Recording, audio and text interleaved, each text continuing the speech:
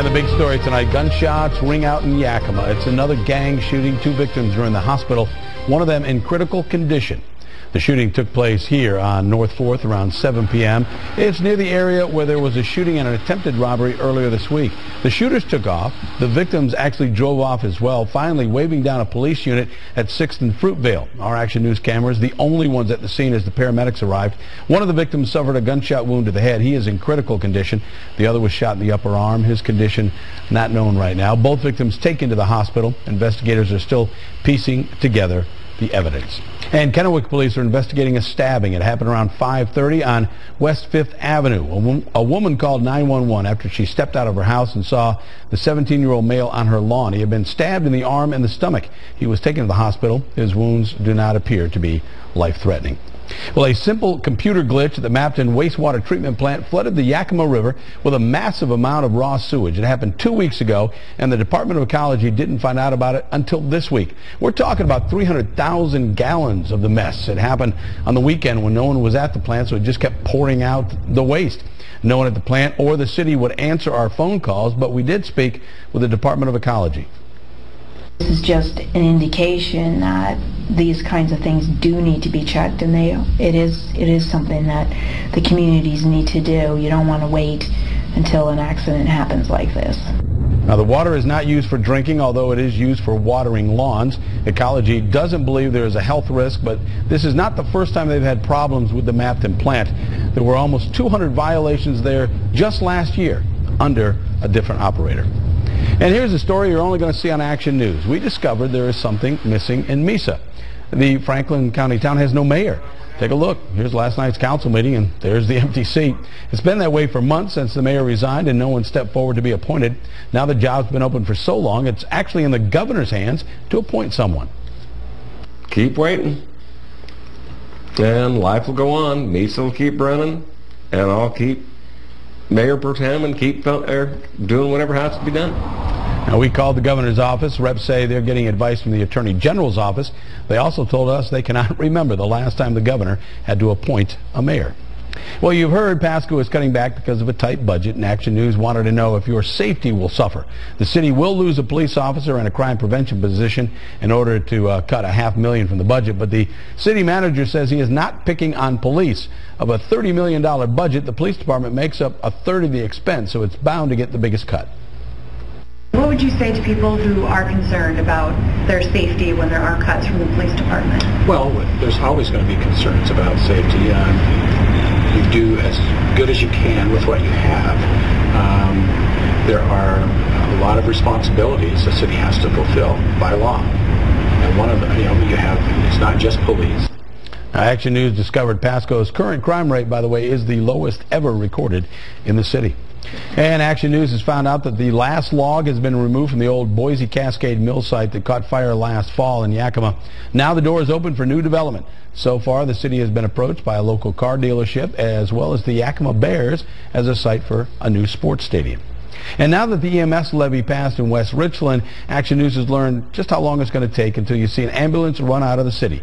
2/3 of West Richland voters said yes to adding paramedics to West Richland Fire. In the past, ambulances called to the city had to come from Richland, Benton City, or if things were really busy, from Kennewick.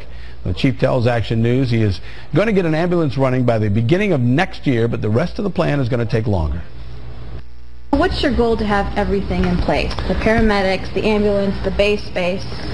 Well, it'll probably be at least 3 years to accomplish all that. Can't just tomorrow start it. We don't have the funds to do that, so we'll have to wait for those funds to start to be collected. Now, the 6-year levy will collect about $500,000 a year. A big part of Hanford's cleanup effort is taking place right now. 9 radioactive hot cells packed up and sealed for disposal. Action News has the only video of the workers rolling out another hot cell today, each can weighing up to 200 tons. It's just one reason the work is going at a snail's pace. They also move slowly because what's inside these containers is deadly. The purpose of the building was to do testing on irradiated materials in there, and over the course of the building there were numerous accidents that spread contaminations, Now, this hot cell was not lifted this morning because it was just too windy, but once it is, it will go into a special brown container, and they'll fill that with cement. By summer, all the material in these boxes will be shipped to Hanford's Environmental Restoration Disposal Facility.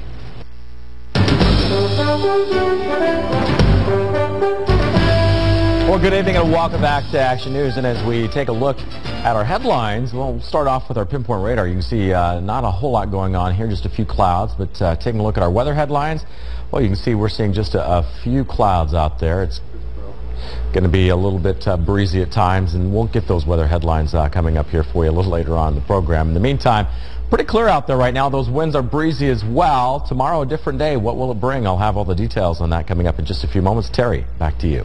Thank you very much. Well, last night here on Action News, we told you how much money the underachieving schools in our area would be receiving from the feds.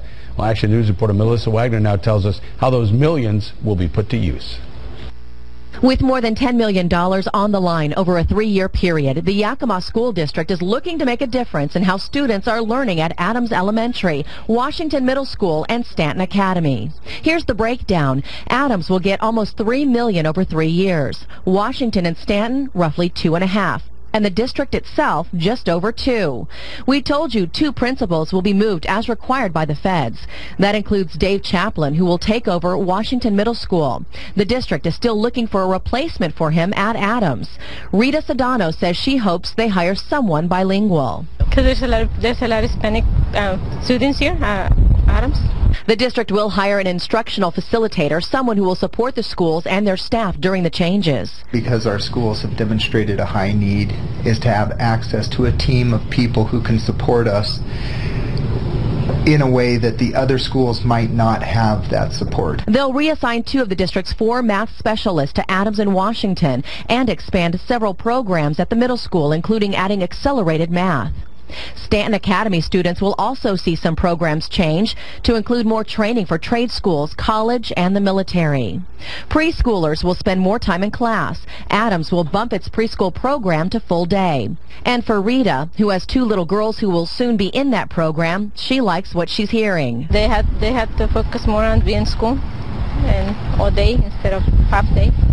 All 3 will be adding 20 days of school to the year. We've got to get more time in during the course of the day with those kids to make sure they're getting the most of their education and are more than ready to move ahead. Melissa Wagner, Action News. And the assistant principal at Adams is also leaving for family reasons, so that school will have new leadership all around. No word yet on where the current principal of Washington Middle School will end up. And Action News has learned there are even more changes coming to the West Valley School District. Some kids who go to Cottonwood will be sent to a different school. The area of red here is a pocket of neighborhoods north of Summit View Elementary where kids are bused all the way over to Cottonwood. This will no longer be the case. These kids will be sent to Apple Valley Elementary instead.